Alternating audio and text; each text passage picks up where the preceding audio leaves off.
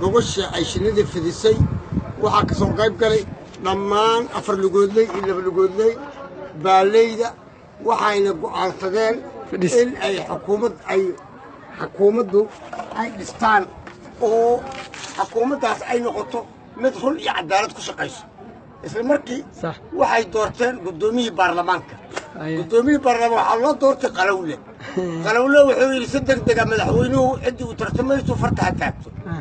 waxaa markiiba maroodiga gacanta u taagay wayel baa gacanta taagtay dawacaa gacanta ka taagtay wayelow adiga maroodigow maxaad adiga madaxweynimada uu tartamayaa yidhi wuxuu yidhi dadkan dibloobay oo diintooda ka tegay oo darajadu iska dilaa dawaabta wax ma dooriyaan duulka may soo gala allah daa'im weeye maroodiga waan ka qoray wayel baa soo bodo waxay tiri qalbi qarxay qaran dumay qori lala wareegaa kursiga dhacaysaa marka wadaagnaa khasaarar ma qabno qadada waa helnaa waan ka qoray dawacaa soo bodo waxay tiri cilmigaygii casharada waad qaadan wayseen dowdad baa idinku jirto cid baa isu dishaan asiidkaad caabudi wayseen ciiddaa idinka xarootay caalamkaa idinka sabrey waan cararayaa cagtayda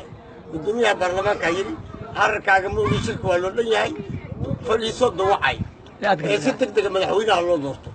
bararafsii loo lahaa maroodiga madaxweynaha la yidhi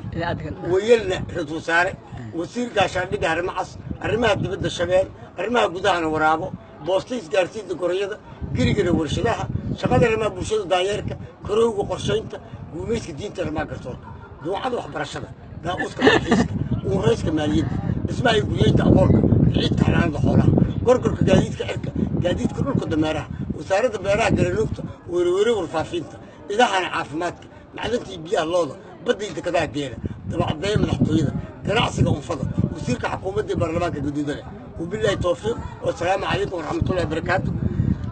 dowladdii xukuumadda intaas ay noogu